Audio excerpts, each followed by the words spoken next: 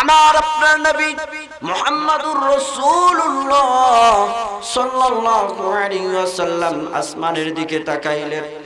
আসমানের দিকে অপলক দৃষ্টি দিয়া তাকাই রইলেন।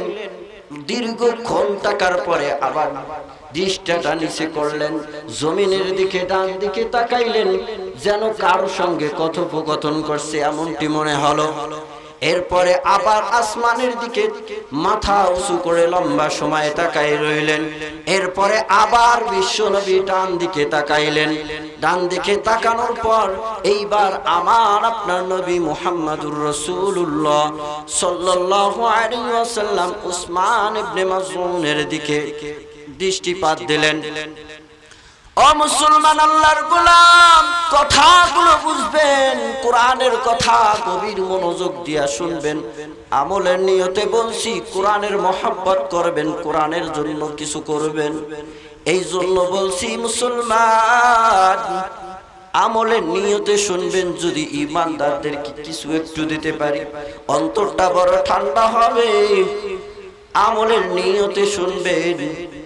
আমার আপনার নবী যখন উসমান ইবনে মাযউনের দিকে তাকাইলেন, উসমান ইবনে মাযউন বলে, ওগো মুহাম্মদ, আপনার কাছে আমি অনেকবার বসেছি, এমন দৃশ্য আমি ইতিপূর্বে কখনো দেখি নাই। আমার আপনার নবী উসমান ইবনে মাযউনকে বলে, ও উসমান, কি এমন দৃশ্য তুমি এইবার দেখলে বলো দেখি। বলে, আমি দেখলাম আপনি আসমানের দিকে তাকাইলেন, আবার ডান দিকে তাকাইলেন, আবার আসমানের দিকে তাকাইলেন, আবার ডান দিকে তাকাইলেন, এমন কেন করলেন? আমার আপনার নবী বলে, ও উসমান, মালিক এখনই আমার উপরে একটা আয়াত নাজিল করলো। ওই আয়াতটা জিবরাইল আলাইহিস সালাতু ওয়াস সালাম আমার দরবারে এখনই নিয়ে আসলেন, তাই একটু আসমানের দিকে তাকাইলাম। বিশ্ব নবী বলে, উসমান, আয়াতখানা তুমি শুনবানি। ফ্যানটা বন্ধ করে দেন, ফ্যানটা বন্ধ করে দেন। মুসলমান বন্ধুরা আমার, উসমান ইবনে মাযউন বলেন, ইয়া রাসূলুল্লাহ, ইয়া হাবিবাল্লাহ, কোরআনের আয়াত শুনাইতে চান? বলেন শুনবো। মুসলমান বন্ধুরা আমার, উসমান ইবনে মাযউন কিন্তু মুসলমান হয় নাই, তাও কোরআনের কথা শুনে।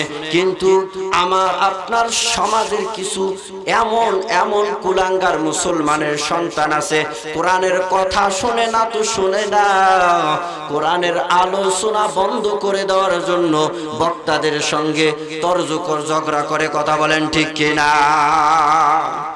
কাফের উসমান ইবনে মাযউন, কাফের। মুহাম্মাদুর রাসূলুল্লাহ সাল্লাল্লাহু আলাইহি ওয়াসাল্লাম বলছে, একটু কোরআনের ওই আয়াতটা শুনবানি? উসমান ইবনে মাযউন বলতেছে, বলেন। কাফের কিন্তু আমরা মুসলমান কোরআনের কথা না শোনার জন্য কোথায় ঘুরতেছি, আবার এই কোরআনের মঞ্চ নষ্ট করে দেওয়ার জন্য, আলোচনা বন্ধ করে দেওয়ার জন্য কত পায় তারা। কথা বলেন ঠিক কিনা? কিন্তু হয়েছে আজ পর্যন্ত কোরআনের আলোচনা বন্ধ হয়েছে?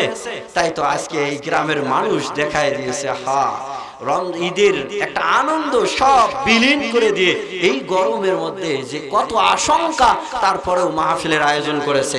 চিল্লায় বলেন কথা ঠিক কিনা? কোরআনের আলোচনা কখনো বন্ধ হয় নাই, হবেও না। আগে বক্তারা 2 মাস আলোচনা করেছে, 3 মাস, আর এখন দেখা যায় 2-3 মাস সময় আর বসে থাকতে পারে না। কথা বলেন ঠিক কিনা? চলছে কোরআনের আলোচনা, এমনই চলবে হাত্তাল মউত, কিয়ামত পর্যন্ত। আল্লাহ পাক কোরআনের এই আলোচনাকে দীর্ঘ দিন পর্যন্ত, হায়াতে জিন্দেগি পর্যন্ত আমাদের এই কোরআনের উপরে চলে আমল করার তৌফিক দান করুক। সকলে বলেন আমিন। ও মুসলমান, আল্লাহর গোলাম, এইবার বিশ্ব নবী উসমান ইবনে মাযউনকে ওই আয়াতখানা শোনাবেন। বিশ্ব নবী ভালো করে জানেন উসমান ইবনে মাযউন বড় একজন ভাষাবিদ, ভাষার অলংকার তার জানা আছে। আর কোরআনটার এই আয়াতটাও বড় জাদুময়। কোরআনের এই আয়াতটার মধ্যে এত সুন্দর কথা আছে, এই আয়াত যদি শুনাই উসমান ইবনে মাযউন বুঝে যাবে, তার ঈমানের জজবা চলে আসবে। তাই বিশ্ব নবী ওই আয়াতখানা তেলাওয়াত করলেন।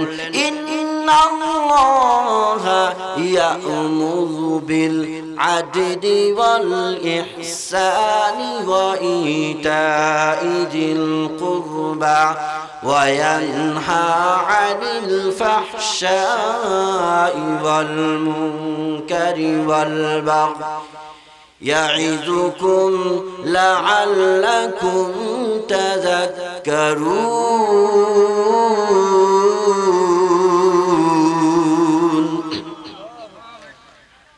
আমার আপনার নবী যখন এই আয়াতখানা তেলাওয়াত করলেন, তেলাওয়াত করার সঙ্গে সঙ্গে উসমান ইবনে মাসউদ বুঝতে পারলেন এই আয়াতখানা কোনো মানুষের হতে পারে না।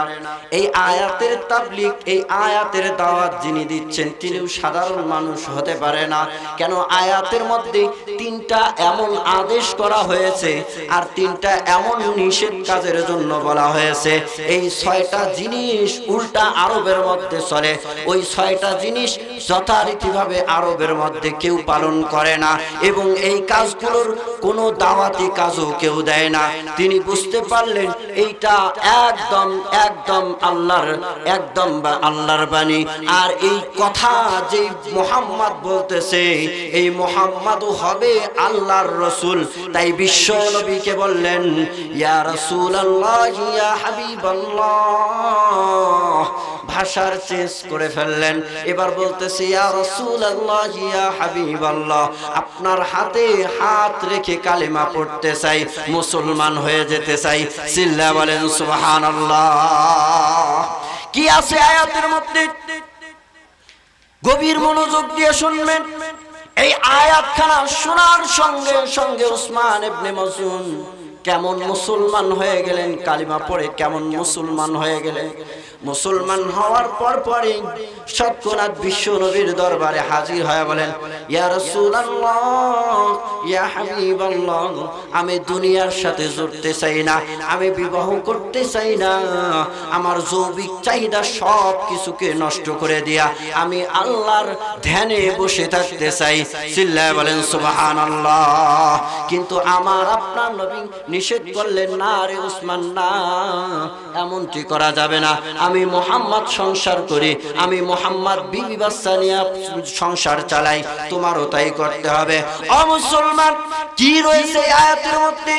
একবার এই আয়াতখানা শোনার সঙ্গে সঙ্গে এত পাগল হয়ে গেলেন উসমান ইবনে মাসউদ। মুসলমান শুনবেন তো শুনবেন ইনশাআল্লাহ, ইনশাআল্লাহ। উঠবেন না তো? একটু দোয়া করেন যেন আরো আশপাশে যারা আছে তারাও যেন চলে আসে। সকলে বলেন আমিন। তৌফিক দেনেওয়ালা কে? আরো জোরে। এই আয়াতের আরেকটা ঘটনা তাফসীরে ইবনে কাসির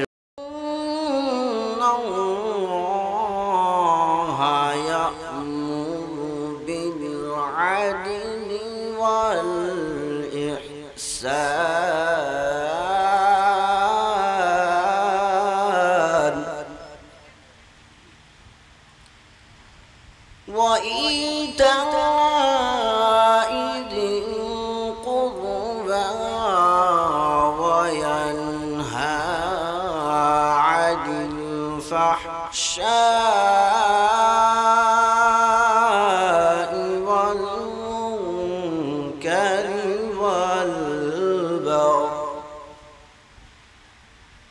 يعظكم لعلكم تذكرون.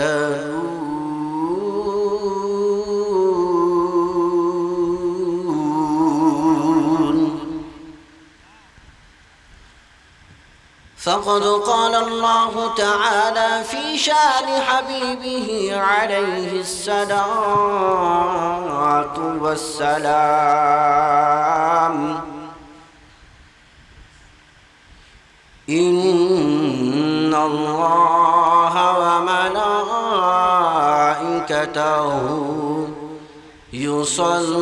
يصلون على النبي يا أيها الذين آمنوا صلوا عليه وسلموا تسليما بلغ العلا পড়েন সকলেই জবান খুলে মোহাব্বত নিয়ে পড়েন ফ্যানটা আস্তে করে দিতে হবে আস্তে হবে ফ্যানটা একটু بلغ العلا بكماله كشف الدجى بجماله حسنت جميع خصاله صلوا عليه وآله সংখ্যায় খুব কম আওয়াজও যদি কম হয় তাহলে কি অবস্থা হবে ফলাফল তেমন একটা হবে না এই জন্য একটু আওয়াজ দেবেন যাতে করে আশপাশে যারা ঘোরাফেরা করতেছে তারা যেন ছুটে আসে আওয়াজ দেওয়া যাবে যাবে যার হৃদয়ের প্রশস্ততা আরশে মহল্লা সারা বিশ্বে তাহার জিকির চলে খোদাই ফরমান কথা বলেন ঠিক কিনা আল কোরআনেরই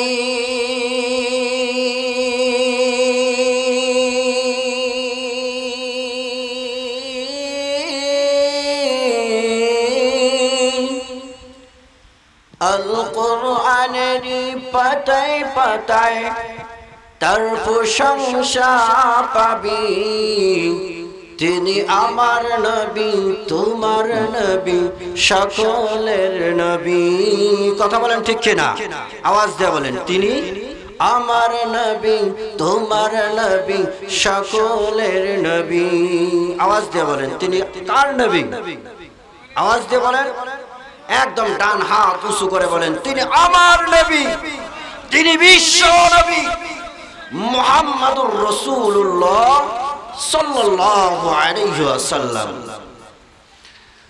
सबसे आला व बाला हमारा नबी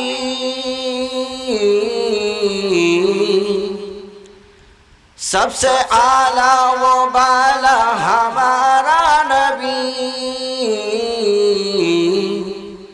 सबसे दूल्हा वो प्यारा हमारा नबी सबसे दूल्हा वो प्यारा हमारा नबी मेरा खुशकिस्मती मैं तेरा उम्मती तू जज़ाने रज़ा तू जज़ाने रज़ा तू कुजा मन कुजा तू कुजा मन कुजा तू कुजा मन कुजा तू कुजा मन कुजा ला इलाहा इल्लल्लाह ला इलाहा इल्लल्लाह ला इलाहा इल्लल्लाह मुहम्मदुर রাসূলুল্লাহ সাল্লাল্লাহু আওয়াজ দিয়ে বলেন সাল্লাল্লাহু আলাইহি ওয়াসাল্লাম অধ্যকার আয়োজিত নূরে মদিনা নুরানি হাফিজিয়া মাদ্রাসার উদ্বোধন উপলক্ষে আয়োজিত মাহফিলের সম্মানিত সভাপতি সহ সভাপতি বিশেষ অতিথি আমন্ত্রিত অতিথি দূর দূরান্ত থেকে আগত মুসলমান দিনদার ভাইরা পর্দার আড়ালের মা ও বোনেরা বিশেষ অত্র এলাকার যুব সমাজ গ্রামবাসী যাদের অক্লান্ত পরিশ্রমে আজকের এই আয়োজন আমার তো মনে হয় এই মাহফিলের উদ্দেশ্যে ঈদের আনন্দটাও ভুলে গেছে তারা কথা বলেন ঠিক কিনা ঈদের আনন্দ কত জায়গায় ঈদের দাওয়াত আসছে ফোন দিয়ে বলে দিচ্ছে যে পারছি না মাহফিল কথা বলেন ঠিক কিনা তাদের এই শ্রম তাদের ত্যাগ তিতিক্ষায় আজকে আমরা একটা দিনে মজলিসে আসতে পারছি আমরা তাদের অন্তরস্থল থেকে তাদের জন্য দোয়া করি আমি আমার অন্তরস্থল থেকে সকলকে জানাই শুভেচ্ছা ও অভিনন্দন। বিশেষ করে মাদ্রাসা নূরে মদিনা ও বাতাস আমায় তুমি ছেড়ে দাও না, নিয়ে যাও না যেটায় শুয়ে আছে নূরে মদিনা। কত সুন্দর নামটা, খুব আমার পছন্দ, নূরে মদিনা। আল্লাহ পাক এই মাদ্রাসাটাকে মদিনার জমিনের মতো কবুল করুক, সকলে বলেন আমিন। যারা এই মাদ্রাসায় পড়াশোনা করবে তারা যেন মদিনা ইউনিভার্সিটিতে গিয়ে যেন চান্স পেয়ে পড়াশোনা করতে পারে, সকলে বলেন আমিন। আল্লাহ পাক কবুল করতে পারে কিনা? কবুল করতে পারে কে? আল্লাহ। যা কেউ পারে না তা পারে কে? আল্লাহ। আল্লাহ আল্লাহ পাকের শুকরিয়া আদায় করি যে আল্লাহ পাক আমাদেরকে এত সুন্দর একটা বৈঠকে, একটা দ্বীনি মজলিসে আসার তৌফিক দান করেছেন। আমরা অন্তরস্থল থেকে আল্লাহ সুবহানাহু ওয়া তাআলার শুকরগুজার বান্দা হয়ে আমরা শুকরিয়া আদায় করি, সকলে বলি আলহামদুলিল্লাহ। আমরা যারা আসতে পারছি মাহফিলে আমরা সৌভাগ্যবান কিনা? আওয়াজ দিয়ে বলেন।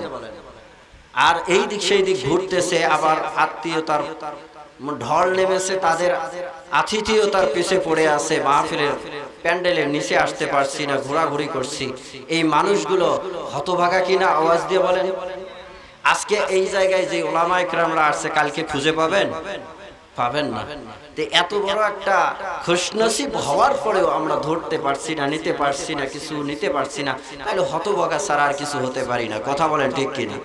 এই জন্য অনুরোধ করব আসি, অল্প সময় আসি। আমি শুধু রংপুর থেকে আসছি, ফজরের নামাজ পড়া রওনা দিছি, আপনাদের মাঝে আসছি। হুজুর বড় আমাদের প্রধান আলোচক সুলতানুল ওয়াইজিন, পাওয়া বড় দায়। আমি তো প্রথম শুনে বলছি না না, সম্ভব না ওনারে নিয়ে আসা। তারপরেও যে কোনো মাধ্যমে উনি এসেছেন অসুস্থ, এটা আমাদের জন্য খুশনসিব, সৌভাগ্য যে আমাদের এই জমিনে তিনি আসছেন আর আমরা এই দিক ঘুরছি। কেমন হলো এটা বলেন মুসলমান? এই জন্য খুব উদাত্ত আহ্বান করে জানাবো, আপনারা এই দিক সেই দিক ঘোরাফেরা না করে একটু নিচে মেন্ডেলের নিচে চলে আসি। এইটা বড় দামি জায়গা, বড় দামি জায়গা। কেমন দামি জায়গা একটু উদাহরণ দেই, বুঝবেন। আল্লামা খাওলানী রাহিমাহুল্লাহ বড় তাবিঈ ছিলেন। তিনি দামেস্কের মসজিদে গিয়ে জোহরের নামাজ আদায় করলেন। নামাজ আদায় করার পর তিনি দেখলেন যে একটা দ্বীনি মজলিস, সেখানে দ্বীনি আলোচনা হচ্ছে, একজন আলোচনা করছেন আর অন্যরা দ্বীন শিখতেছেন। এই পরিস্থিতি দেখে পরের দিন বাসায় চলে গেলেন। পরের দিন আবার জোহরের সময় চলে আসলেন। পরের দিন জোহরের সময় এসে ওই অবস্থায় পাইলেন যে একজন আলোচনা করতেছে, দ্বীন বুঝাচ্ছে, আর কতগুলো মানুষ খুব আনন্দের সঙ্গে কত সুন্দর ভাবে জমে বসে দ্বীন বুঝতেছে, দ্বীন শিখতেছে। এই পরিস্থিতি দেখে খাওলানী রাহিমাহুল্লাহ ওই যিনি আলোচনা করতেছেন ওনার কাছে চলে গেছেন।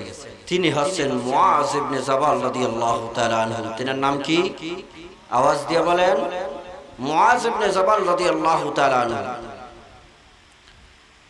এইবার খাওলানী রাহিমাহুল্লাহ গিয়ে বলতেছে, হুজুর আপনাকে আমি মহব্বত করি, ওয়াল্লাহি উহিব্বুকা ফিল্লাহ, খোদার কসম আপনাকে আমি মহব্বত করি, আল্লাহকে রাজি খুশি করার জন্য, কারো জন্য নয়। মুসলমান বন্ধুরা আমার, কথাগুলো একটু দিলের কান দিয়া শুনবেন, বুঝার জন্য চেষ্টা করবেন। মুআজ ইবনে জাবাল রাদিয়াল্লাহু তাআলা আনহু খাওলানী রাহিমাহুল্লাহু তাআলা আনহুকে বলছেন, ওয়াল্লাহি তুমি কি আমাকে কসম করে বলছো যে আমাকে তুমি আল্লাহকে রাজি খুশি করার জন্য ভালোবাসো? মুআজ ইবনে জাবাল রাদিয়াল্লাহু আনহু বলেন, ও খাওলানী শোনো, আমি মুআজ বিশ্ব নবী মুহাম্মদুর রাসূলুল্লাহ সাল্লাল্লাহু আলাইহি ওয়াসাল্লামের মুখ থেকে একটা বাণী শুনেছি, একটা হাদিস শুনেছি। ও মুসলমান আল্লাহর গোলাম, খুব গভীরভাবে শুনবেন। কোরআন হাদিসের কথাগুলোকে হৃদয়টা উজাড় করে দিয়ে শুনবেন। আল্লাহ পাকের কথা, রসুলের কথা খুব সহজেই হৃদয়ঙ্গম হবে। ও মুসলমান, মুআজ ইবনে জাবাল রাদিয়াল্লাহু তাআলা আনহু বলছেন, আমি বিশ্ব নবীর জবান থেকে শুনেছি, আর রাসূলুল্লাহ সাল্লাল্লাহু আলাইহি ওয়াসাল্লাম বলেন, ও উম্মতেরা রে, শুনে রাখো, শুনে রাখো, আমার মালিক আল্লাহ সুবহানাহু ওয়া তাআলার একটা ঘোষণা শুনে রাখো। আমার মালিক বলেন, ওয়াজাবাত মুহাব্বতি وجبت محبتي للمتحابين فيا والمتجالسين فيا والمتبادلين فيا والمتزاورين فيا। বিশ্ব নবী বলেন, আমার মালিক ঘোষণা করে, ও জগতের মানুষ, ও আমার গোলাম, শুনে রাখো, শুনে রাখো, আমি মালিককে খুশি করার জন্য, আমি রবকে খুশি করার জন্য, যেই গোলাম কোন উলামায়ে কেরামকে মহব্বত করে, উলামায়ে কেরামের পাশে বসে, ওয়াল মুতাজাওয়িরিনা ফিয়া, আমি মালিককে রাজি খুশি করার জন্য উলামায়ে কেরামের সান্নিধ্যে যায়, মুসাফা করে, মুআনাকা করে, উলামায়ে কেরামদেরকে দাওয়াত দিয়ে নিয়ে আসে, আমি মালিককে রাজি খুশি করার জন্য। ওয়াল মুতাজালিসিনা ফিয়া, আর দ্বীনি মজলিসে উপস্থিত হয় আমি মালিককে খুশি করার জন্য। আল্লাহ রাব্বুল আলামিন বলেন, গোলাম, এই দ্বীনি মজলিসে আয়েশা, এই দ্বীনি মজলিসটা কায়েম করার জন্য খরচ হয়েছে, তাই কিছু আল্লাহর রাস্তায় দান করে, ওয়াল মুতাবাদিলিনা ফিয়া, আল্লাহর রাস্তায় খরচ করে। এই চার কোয়ালিটির মানুষ, এই চার ধরনের মানুষের উপরে মহব্বত করা আমি মালিকের উপরে ওয়াজিব হয়ে যায়। চিল্লায়া বলেন সুবহানাল্লাহ। আল্লাহ পাকের মহব্বত যদি আমার আপনার জীবনে যদি ওয়াজিব হয়ে যায়, আল্লাহ পাকের মহব্বত যদি আমার কাছে আসে, আল্লাহ পাক যদি আমারে ভালোবাসে, তাহলে আর কারো ভালোবাসার প্রয়োজন আসেনি। আমার মালিক বলে, দুনিয়ার মানুষ, এই দ্বীনি মজলিসে আয়েশা যদি আমি মালিকের সন্তুষ্ট তালাশ করো, তওবা করো মানুষ, আমি মালিক তওবা কবুল করে নিয়ে জীবনের সব গুনাহগুলো মাফ করে দিয়ে আমি মালিকের কাছে টেনে নেওয়া আমি মালিকের উপরে ওয়াজিব হয়ে যায়। চিল্লায়া বলেন সুবহানাল্লাহ। কেন মুসলমান, কেন?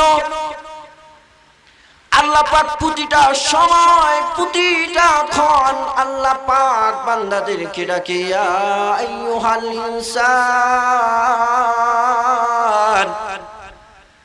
ইয়া আইয়ুহাল ইনসান মা গাররাকা বিরাব্বিকাল কারীম। প্রত্যেকটা সময় মালিক বড় আদর করিয়া মানুষরে ডাকে, ও মানুষ, ও জগতের মানুষ, কেন কেন আমি মালিকের উপরে কেন তুমি রাগ করো? আমি মালিক তোমার রব। মা গাররাকা বিরাব্বিকাল কারীম, আমি রব, আমি কারিমের থেকে কে তোমাকে এই দিক সেই দিক নিয়ে যায়? কেন বান্দা রমজান মাসে 5 ওয়াক্ত নামাজ তুমি জামাতের সঙ্গে আদায় করলা, তারাবির নামাজ আদায় করলা, হারাম কাজ করলা না, মিথ্যা কথা বললা না রোজাদার হিসাবে, আজ রমজান শেষ হয়ে গেল, কেন কেন তুমি এই দিক সেই দিক যাচ্ছ? আজান শুনে কেন মসজিদে আসতে পারো না?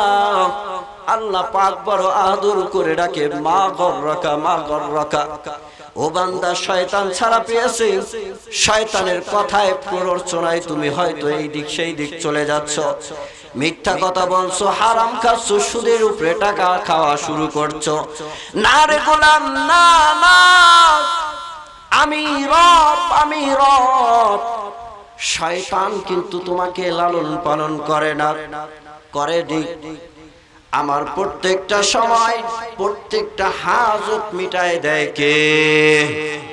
আমারে লালন পালন করে কে? আওয়াজ দিয়া বলেন কে? এই জন্য আল্লাহ পাক প্রথম শব্দটা বলেছেন রব। রব মানেই হলো যেমন জন্য ওই পরিমাণ আয়োজন করে বান্দার প্রয়োজন মিটায় দেওয়া। আল্লাহ পাক বলেন দুনিয়ার মানুষ আমি সব কিছু তোমার মিটাই দেই, শয়তান তোমারে কিছুই দেয় না, কিছুই দেয় না। তুমি মানুষ রাগ করতে পারো, তোমার সন্তানের প্রতি তুমি রাগ করতে পারো, তোমার সন্তান অজাতা অজাতা জেদ ধরে, তোমার সন্তান তোমার কথা শোনে না। তোমার বিবির উপরে তুমি মানুষ রাগ করতে পারো, তোমার বিবিটা কথা শোনে না। তুমি অমুকের উপরে রাগ করতে পারো, দুনিয়ার সকল মানুষের উপরে তুমি রাগ করতে পারো মানুষ, আমি মালিকের উপরে রাগ করার কোনো অপশন নাই। কথা বলেন ঠিক কিনা? মালিক সব কিছু দিচ্ছে, তারপরেও কেন কেন মানুষ মাগররকা, কে তোমাকে ওই শয়তানি কাজের দিকে নিয়ে যায়? কেন তুমি মসজিদে আসতে পারো না? আমার মালিক বলেন প্রথম শব্দটা রব, দ্বিতীয় শব্দটা হলো কারীম। রব আল্লাহ পাক সব কিছু মিটায় দেয়, তারপরেও শয়তানের প্ররোচনায় মানুষ তোমার গুনাহ হতে পারে, গুনাহ তুমি করতে পারো। আল্লাহ পাক দ্বিতীয় শব্দটা বলছে কারীম, আমি বড় দয়াবান, পরম দয়াবান। বান্দা যদি তোমার গুনাহ হয়, তুমি যদি একটা দিনই মজলিসে আইসা যদি আল্লাহর কাছে তওবা করো, হুজুর বলছে এগুলো করা যাবে না, এগুলো ছাড়তে হবে, এই ইবাদতগুলো করতে হবে। আমি যদি এই ইবাদতগুলো করার জন্য উদ্যোগ নিয়ে যদি তওবা করি, কবুল করে নেবে কে? এই জন্য আল্লাহ পাক বলে আমি কারীম, বান্দা আয়, ফিরে আয়, ফিরে আয়, তোর জিন্দেগির সব গুনাহ মাফ করে দেব। সিল্লা বলেন সুবহানাল্লাহ। বাহরে আল তাফিতু বে পায়া বুয়াত, বাহরে আল তাফিতু বে পায়া বুয়াত, না উম্মিদ আস রহমাতাত শাইতান, हर घड़ी देखने के तू तैयार है, जो न मांगे उससे तू बेजार है। जोरे शोरे बोले ला इलाहा इल्लल्लाह, ला इलाहा इल्लल्लाह, ला इलाहा इल्लल्लाह, মুহাম্মাদুর রাসূলুল্লাহ সাল্লাল্লাহু আলাইহি ওয়াসাল্লাম।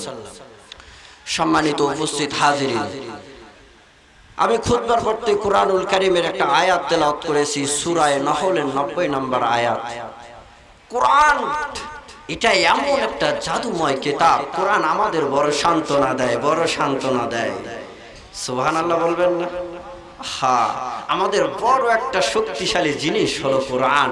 কোরআন বড় অসহায়, দুর্বল, জয়ীফ বান্দাদেরকে বড় সান্ত্বনা দেয়। আমরা দুর্বল, কোরআনের অলৌকিক শক্তি, অদৃশ্য শক্তি আছে না নাই?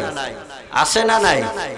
এই যে আমি একটা সূরা নহলের 90 নম্বর আয়াত তেলাওয়াত করেছি, কিভাবে বললে না জানি বুঝবেন যে এই আয়াতের মধ্যে আল্লাহ পাক কি জাদু রেখেছে, কি জাদু যে এই আয়াতের মধ্যে রেখেছে। হ্যাঁ মুসলমান, এই একটা আয়াত যে কোনো দুশমন, আল্লাহর নবীর দুশমন, আল্লাহর নবীর সঙ্গে দুশমনি করার জন্য উপস্থিত হয়েছে, যেমনি এই আয়াত শুনেছে, শোনার সঙ্গে সঙ্গে পাগল মাতারা হয়ে একদম নবীর হাতে হাত রেখে মুসলমান হয়ে যায়, দুশমনি সব ভুলে যায়।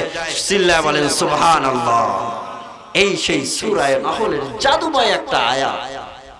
এই আয়াতের একটু তাফসীর শুনবেন আপনারা, মনোযোগ দিয়ে শুনবেন তো। কোরআনের জাদু আছে না নাই? কোরআনের অলৌকিক শক্তি আছে না নাই? আমার আপনার নবী বিশ্ব নবী মুহাম্মাদুর রাসূলুল্লাহ সাল্লাল্লাহু আলাইহি ওয়াসাল্লাম একদিন খানায় কাবার চত্বরে বসে আছেন। হঠাৎ করে উসমান ইবনে মাসউদ এখন পর্যন্ত ইসলাম গ্রহণ করে নাই, বিশ্বনবীর পাশ দিয়ে অতিক্রম করছেন। বিশ্বনবী ডাকে, উসমান একটু সময় দিয়ে আমার পাশে বসতে পারবানি? উসমান বলে, কেন? মুহাম্মদ এখনো মুসলমান হয় নাই। মুহাম্মদ মুহাম্মদ বলে। ও মুহাম্মদ কেন ডাকো, কি জন্য ডাকো? বিশ্বনবী বলে, আসতে পারবানি? একটু সময় দিয়ে আমার পাশে আইসা বসো। উসমান ইবনে মাসউদ আইসা বিশ্বনবীর পাশে বসছে। বসার সঙ্গে সঙ্গে আমার আপনার নবী মুহাম্মাদুর রাসূলুল্লাহ সাল্লাল্লাহু আলাইহি ওয়াসাল্লাম আসমানের দিকে তাকাইলেন। আসমানের দিকে অপলক দৃষ্টি দিয়া তাকাই রইলেন। দীর্ঘক্ষণ তাকার পরে আবার দৃষ্টিটা নিচে করলেন, জমিনের দিকে ডান দিকে তাকাইলেন, যেন কারো সঙ্গে কথোপকথন করছে এমনটি মনে হলো। এরপরে আবার আসমানের দিকে মাথা উঁচু করে লম্বা সময় তাকাই রইলেন। এরপরে আবার বিশ্বনবী ডান দিকে তাকাইলেন।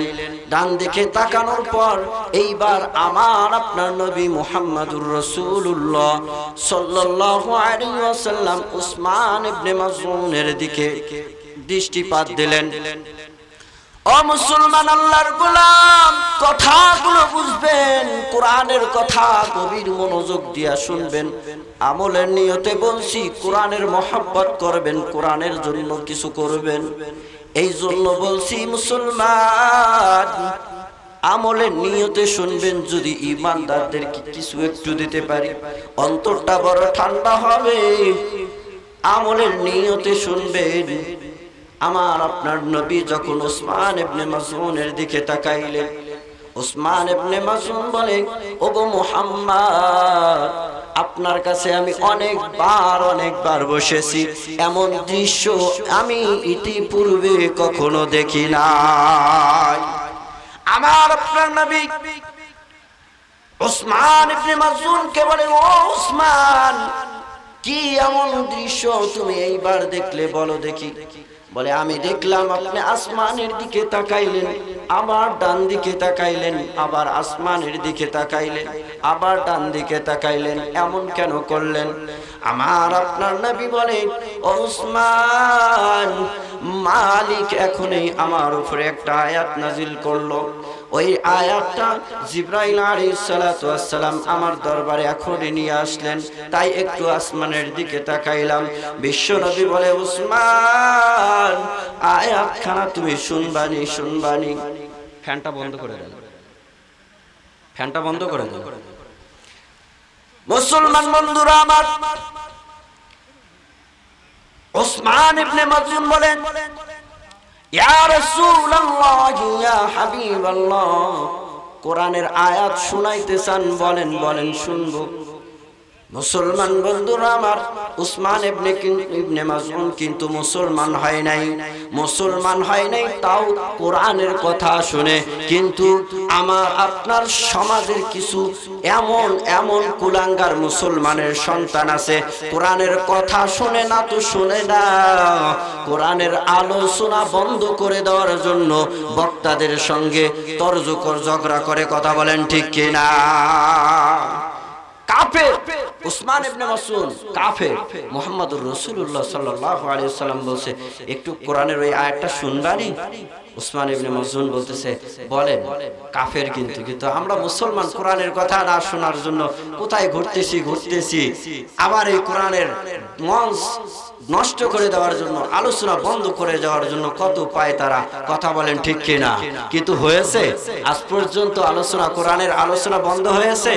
তাই তো আজকে এই গ্রামের মানুষ দেখায় দিয়েছে, ঈদের একটা আনন্দ সব বিলীন করে দিয়ে এই গরমের মধ্যে যে কত আশঙ্কা, তারপরেও মাহফিলের আয়োজন করেছে। চিল্লায় বলেন কথা ঠিক কিনা? কোরআনের আলোচনা কখনো বন্ধ হয় নাই, হবেও না। আগে বক্তারা 2 মাস আলোচনা করেছে, 3 মাস, আর এখন দেখা যায় 2-3 মাস সময় আর বসে থাকতে পারে না। কথা বলেন ঠিক কিনা? চলছে কোরআনের আলোচনা, এমনই চলবে হাত্তাল মউত, কিয়ামত পর্যন্ত। আল্লাহ পাক কোরআনের এই আলোচনাকে দীর্ঘ দিন পর্যন্ত, হায়াতে জিন্দেগি পর্যন্ত আমাদের এই কোরআনের উপরে চলে আমল করার তৌফিক দান করুক। সকলে বলেন আমিন। ও মুসলমান, আল্লাহর গোলাম, এইবার বিশ্ব নবী ওসমান ইবনে মাযউনকে ওই আয়াতখানা শোনাবেন। বিশ্ব নবী ভালো করে জানেন ওসমান ইবনে মাযউন বড় একজন ভাষাবিদ, ভাষার অলংকার তার জানা আছে। আর কোরআনটার এই আয়াতটাও বড় জাদুময়। কোরআনের এই আয়াতটার মধ্যে এত সুন্দর কথা আছে, এই আয়াত যদি শুনাই উসমান ইবনে মাযউন বুঝে যাবে, তার ঈমানের জজবা চলে আসবে। তাই বিশ্ব নবী ওই আয়াতখানা তেলাওয়াত করলেন। ইন্নাল্লাহা ইয়া'মুরু বিল আদলি ওয়াল ইহসানি ওয়া ইতা'i যিল কুরবা ওয়া ইয়ানহা আনিল ফাহশাই ওয়াল মুনকারি ওয়াল বাগই ইয়া'iযুকুম লা'আল্লাকুম তাযাক্কারুন। আমার আপনার নবী যখন এই আয়াতখানা তেলাওয়াত করলেন, তেলাওয়াত করার সঙ্গে সঙ্গে ওসমান ইবনে মাযউন বুঝতে পারলেন এই আয়াতখানা কোনো মানুষের হতে পারে না। এই আয়াতের তাবলীগ, এই আয়াতের দাওয়াত যিনি দিচ্ছেন তিনিও সাধারণ মানুষ হতে পারে না। কেন? আয়াতের মধ্যে 3টা এমন আদেশ করা হয়েছে আর 3টা এমন নিষেধ কাজের জন্য বলা হয়েছে। এই 6টা জিনিস উল্টা আরবের মধ্যে চলে, ওই 6টা জিনিস যথারীতিভাবে আরবের মধ্যে কেউ পালন করে না, এবং এই কাজগুলোর কোনো দাওয়াতি কাজও কেউ দেয় না। তিনি বুঝতে পারলেন এইটা একদম একদম আল্লাহর বাণী। আর এই কথা যে মুহাম্মদ বলতেছে, এই মুহাম্মদও হবে আল্লাহর রাসূল। তাই বিশ্ব নবীকে বললেন, ইয়া রাসূলুল্লাহ, ইয়া হাবিবাল্লাহ। ভাষার চেঞ্জ করে ফেললেন, এবার বলতেছে ইয়া রাসূলুল্লাহ, ইয়া হাবিবাল্লাহ, আপনার হাতে হাত রেখে কালেমা পড়তে চাই, মুসলমান হয়ে যেতে চাই। চিল্লা বলেন সুবহানাল্লাহ। কি আছে আয়াতের মধ্যে? গভীর মনোযোগ দিয়ে শুনবেন। এই আয়াতখানা শোনার সঙ্গে সঙ্গে ওসমান ইবনে মাযউন কেমন মুসলমান হয়ে গেলেন, কালিমা পড়ে কেমন মুসলমান হয়ে গেলেন। মুসলমান হওয়ার পরই সৎকনাথ বিশ্ব নবীর দরবারে হাজির হয়ে বলেন, ইয়া রাসূলুল্লাহ, ইয়া হাবিবাল্লাহ, আমি দুনিয়ার সাথে জড়তে চাই না, আমি বিবাহ করতে চাই না, আমার যৌবিক চাহিদা সব কিছুকে নষ্ট করে দিয়া আমি আল্লাহর ধ্যানে বসে থাকতে চাই। চিল্লায় বলেন সুবহানাল্লাহ। কিন্তু আমার আপনার নবী নিষেধ করলেন, না রে ওসমান, না, এমনটি করা যাবে না। আমি মুহাম্মদ সংসার করি, আমি মুহাম্মদ বিবি বাচ্চা নিয়ে সংসার চালাই, তোমারও তাই করতে হবে। ও মুসলমান, কি রয়েছে আয়াতের মধ্যে?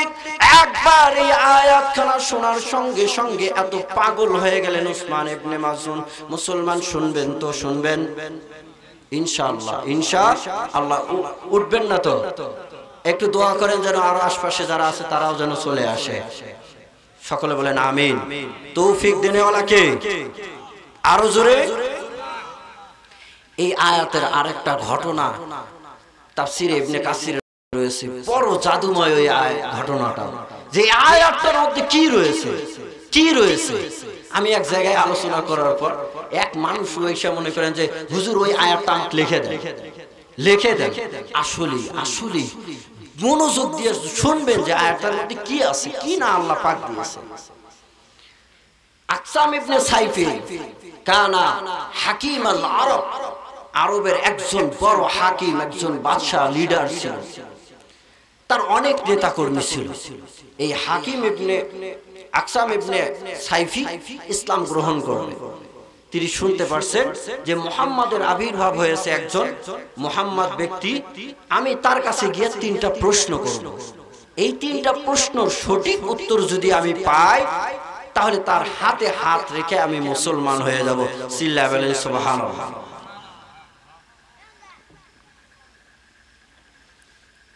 নেতা কর্মীদেরকে সবাইকে বলতেছে আমি তার কাছে চলে যাব।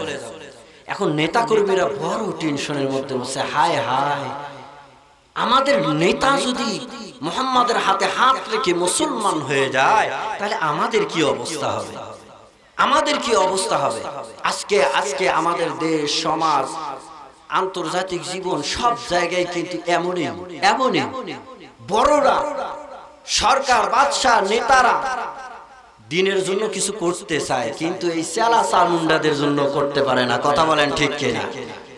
সরকার কিন্তু ঠিকই ভাতা সমাজের মানুষের জন্য কোটা হ্যান ত্যান সব ঠিক মতোই দেয়, কিন্তু আস্তে আস্তে আস্তে আস্তে মেম্বার চেয়ারম্যান আস্তে আস্তে খোয়া হয়ে যায়। কথা বলেন ঠিক কিনা? আপনাদের মনে হয় চেয়ারম্যান মেম্বার ভালো, যাই হোক সব জায়গায় এরকম হয়। এই চালা চামুন্ডা গ্যাংরা চিন্তার মধ্যে পড়ে গেল, এই জন্য তারা মিটিং করলো আলাদাভাবে যে আমরা যেমনি পারি এই আকসাম ইবনে সাইফিকে মুহাম্মাদের দরবারে যাওয়ার থেকে নিষেধ করব। তারা পদ্ধতি অবলম্বন করলো যে আমরা এক কাজ করি, যে তেনাকে যায় আমরা বলবো আপনি তো এত বড় বাদশাহ, এত বড় হাকিম হয়ে আপনি কেমনে যাবেন মুহাম্মাদের দরবারে, তার চাইতে আমাদের 2জন প্রতিনিধি দেন। এই 2জন প্রতিনিধি গিয়ে ওই 3টা প্রশ্ন করবে, উত্তর যা হবে আপনাকে এসে জানাবে, বাস আপনার যদি ভালো লাগে আপনি মুসলমান হবেন। মুসলমান এই নেতা কর্মীরা তাই করলো। আকসাম ইবনে সাইফির কাছে এসে বলে, আনতা কাবীরুনা আনতা হাকিমুল আরব, আপনি কেমনে মুহাম্মাদের কাছে যাবেন? আমাদের 2জন প্রতিনিধিকে পাঠায় দেন, ওই 3টা প্রশ্ন করবে। আকসাম ইবনে সাইফি তাই করলো, 2 প্রতিনিধিকে পাঠায় দিল। ওই 2 প্রতিনিধি বিশ্বনবী মুহাম্মাদুর রাসূলুল্লাহ সাল্লাল্লাহু আলাইহি ওয়াসাল্লামের দরবারে হাজির হলেন। উপস্থিত হয়ে বলেন, নাহনু রাসূল আকসাম ইবনে সাইফি, আমরা 2জন হলো আকসাম ইবনে সাইফির প্রতিনিধি। আকসাম ইবনে সাইফি 3টা প্রশ্নের জন্য আমাদেরকে পাঠিয়ে দিয়েছেন, 3টা প্রশ্নের উত্তর দিবেন, আমরা সেই উত্তরগুলো আকসাম ইবনে সাইফিকে যা শোনাবো। মুসলমান গভীর মনোযোগ দিয়ে শুনবেন, প্রশ্নগুলো খুব মজার প্রশ্ন। 1 নম্বর প্রশ্ন করে মান আনতা, 2 নম্বর প্রশ্ন করে ওয়ামা আনতা, 3 নম্বর প্রশ্ন করেন ফিমা জিতা। 1 নম্বর প্রশ্ন হলো মান আনতা, আপনার পরিচয় কি, আপনি কে। 2য় নম্বর প্রশ্ন করে ওয়ামা আনতা, আপনার বংশ পরিচয় কি। 3য় নম্বর প্রশ্ন করে ফিমা জিতা, আপনি কি নিয়ে এসেছেন। খুব সংক্ষিপ্ত প্রশ্ন। উত্তর বিশ্বনবী দিলেন, মান আনতা, তুমি কে, তোমার পরিচয় কি। বিশ্বনবী পরিচয় দিলেন, আনা মুহাম্মাদুর রাসূলুল্লাহ সাল্লাল্লাহু আলাইহি ওয়াসাল্লাম। মুসলমান বন্ধুরা রে, আল্লাহর নবী প্রথম উত্তর দেন আনা মুহাম্মাদুর রাসূলুল্লাহ। 2য় নম্বর প্রশ্নের উত্তর দেয়, আপনার বংশ পরিচয় কি। আমার আপনার নবী মুহাম্মাদুর রাসূলুল্লাহ সাল্লাল্লাহু আলাইহি ওয়াসাল্লাম বংশ পরিচয় দেন, আনা মুহাম্মাদ ইবনে আব্দুল্লাহ ইবনে আব্দুল মুত্তালিব ইবনে হাশিম ইবনে আব্দে মানাফ ইবনে কুসাই ইবনে কিলাব ইবনে মুররা ইবনে নুয়াই ইবনে গালিব ইবনে ফাহার ইবনে মালিক ইবনে নজর বিন কিনানা ইবনে মুদরিকা ইবনে ইলিয়াস ইবনে মুজার বিন মাআদ বিন আদনান।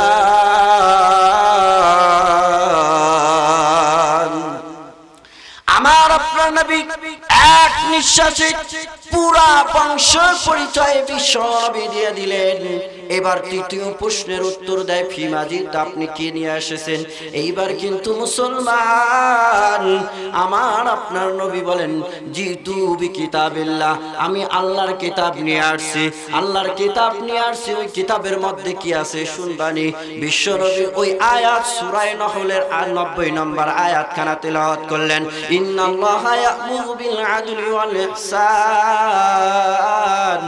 ওয়া ইতাইযিল কুরবা وينهى عن الفحشاء والمنكر والبغي يعظكم لعلكم تذكرون যেমনি আয়াত খানা তেলাওয়াত করছে দুশমন বেশে ওই দুই প্রতিনিধি আসছে তাদের টেকনিক ছিল এই দুই প্রতিনিধি যাইয়া মুহাম্মাদের কাছে যা প্রশ্ন করবে মুহাম্মদ যাই উত্তর দেখ না কেন বাল চাল করে গজা খিচুড়ি কইরা আকসাম ইবনে সাইফিকে আইসা বলা হবে যাতে করে আকসাম ইবনে সাইফি মুহাম্মাদের কাছে আর না যায় মুহাম্মাদের হাতে হাত রেখে যেন মুসলমান না হয় মুসলমান বন্ধুরা আমার এই দুইজন বিশ্ব নবীর কাছে আসছে দুশমন বেশি আসছে শুনতে আসছেন উত্তরগুলো উল্টা পাল্টা করে যায় উত্তর দেবে মুসলমান कल्ब में चाहत की एक आग लगा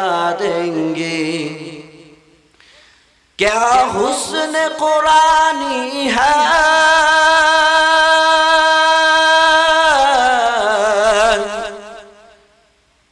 हम सबको बता देंगे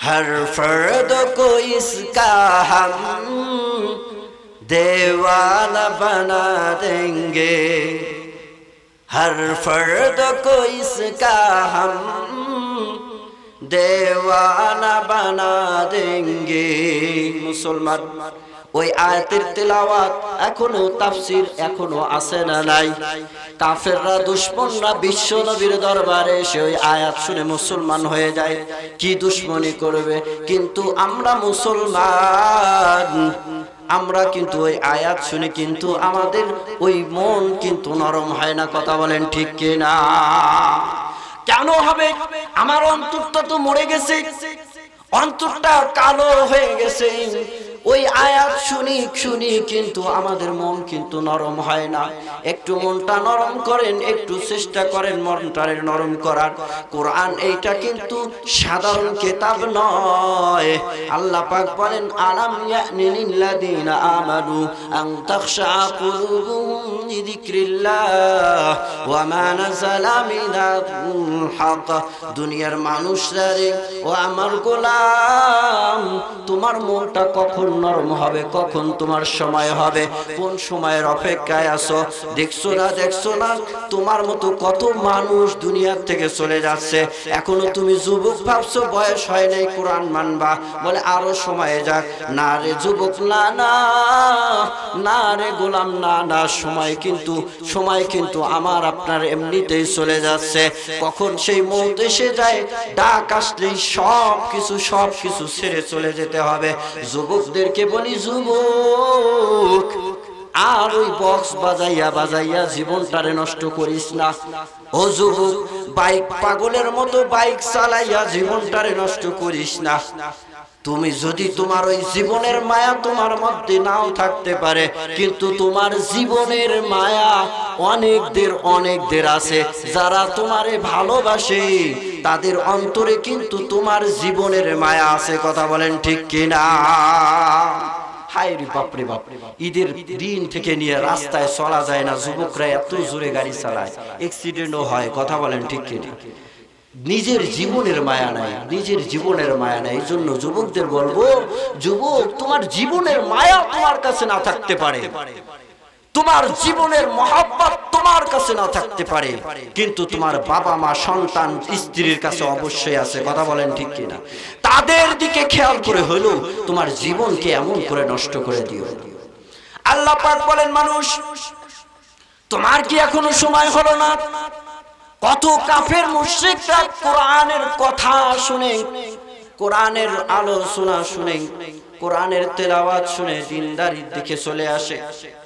ইসলামের দিকে ফিরে আসে মানুষ তোমার কখন সময় হবে তোমাকে তো আমি মাটি দিয়া বানাইছি তোমাকে তো আমি পাথর দিয়া বানাই নাই ও মানুষ পাথর কান্দে আমার ভয়ে পাথর কান্দে লামা ইয়াশাক্কাকু ফায়াখরুজু মিনহুল মা পাথর পর্যন্ত কাঁদতে পানি ছাড়ে মানুষ তোমার অন্তরটা তো মাটি দিয়া বানাইলাম তোমার অন্তরটা কেন গলে না কেন নরম হয় না কথা বলেন ঠিক কিনা দেখবেন পাথরের পাহাড় ওই মাঝখান চূড়ার থেকে পাথরের উপর দিয়ে পানির ঝর্ণা আসছে।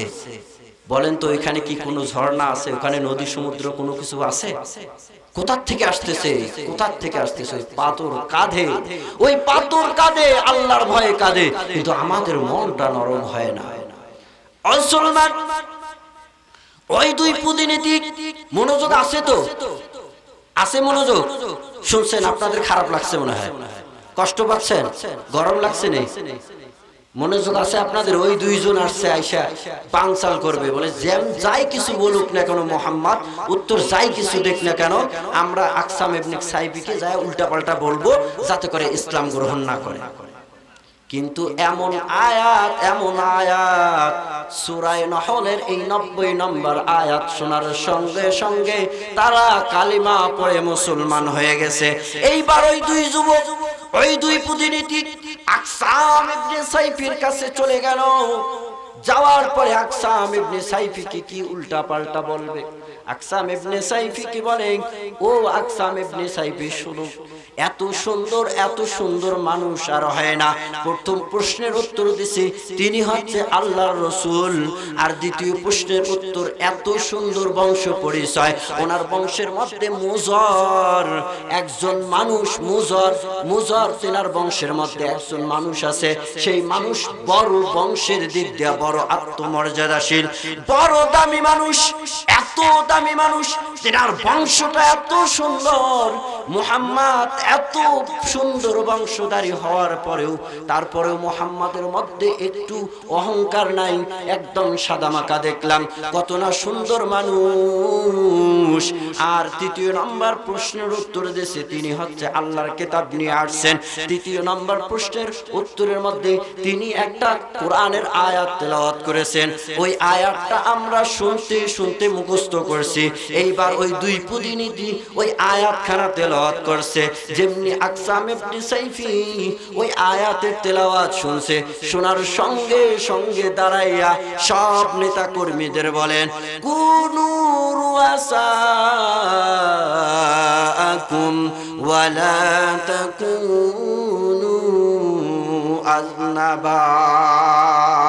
সুবহানাল্লাহ। ওই আকসাম ইবনে সাইফি সব নেতা কর্মীদের বলছে, তোমরা গরুর মাথা হও, তোমরা গরুর লেজ হইও না। অর্থাৎ গরু যখন গোয়ালে ঢুকানো হয়, গোয়াল ঘর আছে না, গোয়াল ঘরে যখন ঢুকানো হয় তখন লেজ আগে দেয় না মাথা আগে দেয়? আওয়াজ দিয়ে বলেন। আকসাম ইবনে সাইফি বলে, তোমরা মাথা দাও, মাথা হয়ে যাও, অর্থাৎ তোমরা দ্রুত গতিতে তোমরা মুসলমান হয়ে যাও, দেরি করো না, আমি মুসলমান হব, চলো আমরা একসঙ্গে মুহাম্মাদের কাছে যাই মুসলমান হই।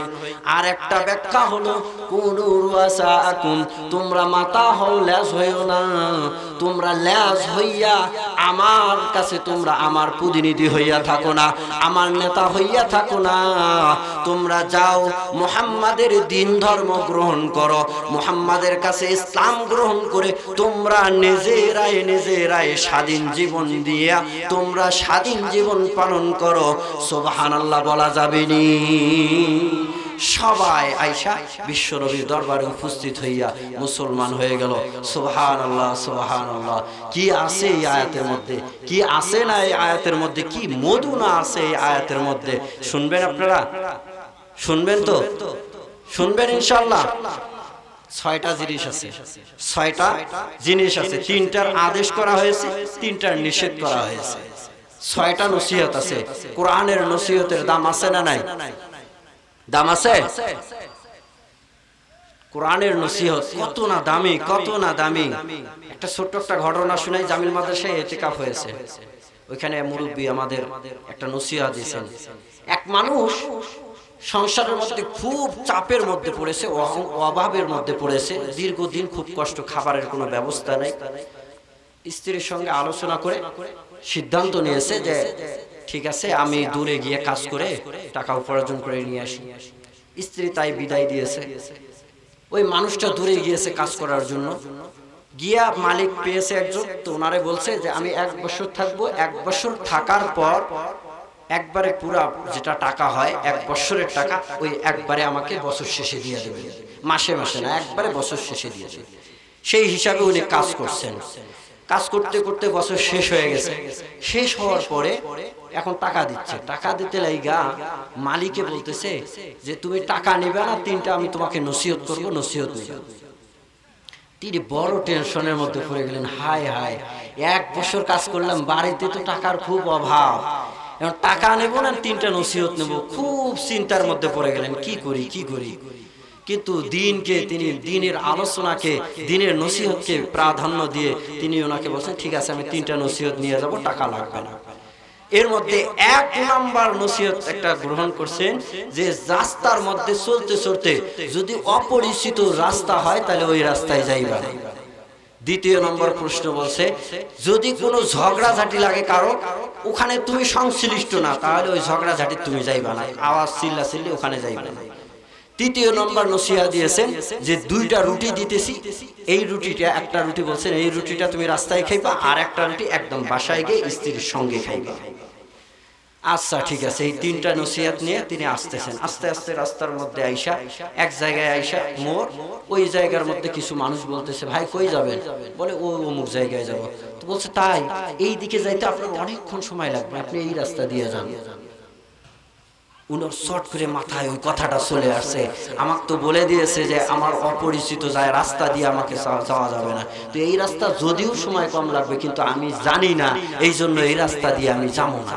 এই জন্য উনি ওই রাস্তায় না গিয়ে উনার যে রাস্তা পরিচিত ওই রাস্তা দিয়ে হাঁটা চলা শুরু করছে। হাঁটতে হাঁটতে হাঁটতে হাঁটতে হাঁটতে সে একটা সরাইখানা, রাত হয়ে গেছে, একটা সরাইখানায় ওই জায়গায় একটা রুম আছে, রুমের মধ্যে ঢুকে পড়ছে। এখন শুয়ে পড়ছে, রাত হয়ে গেছে। হঠাৎ করে বাহিরে খুব চিল্লাচিল্লি গন্ডগোল, একটা ঝগড়া ফাসাদ লাগছে। ওনার ঘুম ভেঙে গেছে। এখন উনি চিন্তা করতেছে বের হয়ে দেখা দরকার যে আসলে কি হলো, এত চিল্লাচিল্লি। তৎক্ষণাৎ আবার 2য় নসিহত কি করেছে বলেন, যেই ঝগড়াঝাটির সাথে আপনি সংশ্লিষ্ট না সেখানে আপনি যাবেন না। ওনার ওই নসিহতটা কথাটা স্মরণ হওয়ার সঙ্গে সঙ্গে আর দরজা না খুলে বের হননি, ভেতরেই থাকছে। এরপরে দিন হওয়ার পরে চলে আসতেছেন, আসতে লাইগা ওই 2 ঘটনার ব্যাখ্যা একজনে দিতেছেন যে আপনি যদি ওই রাস্তায় চলে যাইতেন তাহলে আপনাকে রাস্তার মধ্যে হত্যা করে দিয়ে আপনার জিনিসপত্র সবকিছু কেড়ে নিত ডাকাতরা। আর এই জায়গায় সিস্টেমটা হলো কি, আপনি শুধুমাত্র একটা মানুষ, এই সরাইখানার থেকে আপনি জীবন বাঁচাই নিয়ে আসতে পারলেন। না হলে এখানকার সিস্টেমটা হলো এই জায়গায় যেই কোনো মুসাফির আসে, আসার পরে দুর্দর্শ দুশ্মনরা কি করে এরকম গন্ডগোল লাগায়, আর দরজা খুলে ওই মানুষটা যখন বের হয়ে আসে তখন ওরে হত্যা করে দিয়ে সরু সামান সবকিছু কেড়ে নেয়। তো আপনি শুধুমাত্র একটা মানুষ এই সরাইখানার থেকে জীবন রক্ষা করে যাইতে পারলেন। ওই মানুষ তো আলহামদুলিল্লাহ আলহামদুলিল্লাহ বলা শুরু করছে। 2 নসিহতে কাজ। এরপর বাসায় গেছে, আর কটা নসিহত বাকি আছে? আওয়াজ দিয়ে বলেন, খারাপ লাগতেছে আপনাদের? আর একটা বাকি আছে, বাসায় চলে গেছে। বাসায় যাওয়ার পরে আরেকটা রুটি যে আছে ওই রুটিটা খাওয়ার জন্য ছিঁড়ছেন। ছেঁড়ার পরে দেখে 1 বছরের যা টাকা হয়, মান্থলি যা টাকা হয় সব টাকা ওই রুটির ভেতরে দিয়ে দিছে। সুবহানাল্লাহ বলেন। নসিহতও পেল, টাকাও সব পেয়ে গেল, জানটাও বাঁচাই নিল। বলেন নসিহতের দাম আছে না নাই? নসিহতের দাম আছে না নাই? এই 6টা নসিহত এখানে আছে আয়াতটার মধ্যে। প্রথম একটা নসিহত, ইন্নাল্লাহা ইয়া'মুরু বিল আদল, আল্লাহ রাব্বুল আলামিন ইনসাফ কায়েম করার জন্য আদেশ দিয়েছেন। কিসের? আওয়াজ দিয়ে বলেন কিসের? ইনসাফ। এটা এখন কি বিশ্বের মধ্যে খুঁজে পাওয়া যায়?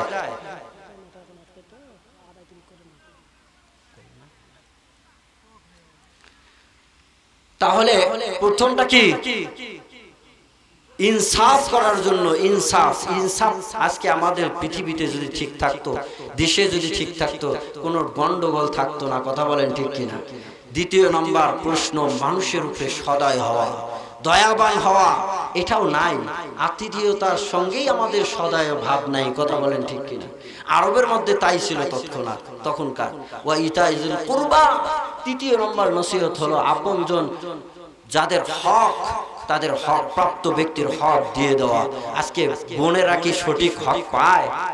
দেওয়া হয়? হয় না, নাই। ওয়া ইতাইজুল কুরবা নাই। আর তিনটা জিনিসের জন্য নিষেধ করা হয়েছে, ওয়ায়ানহা আনিল ফাহশা, অশ্লীল কাজ, অনৈতিক কাজ, অসামাজিক কাজ, এগুলোর থেকে দূরে থাকা। এগুলো আছে, এগুলোর মধ্যে আমরা ধরে পড়েছি, অশ্লীলতার মধ্যে পড়ে গেছি।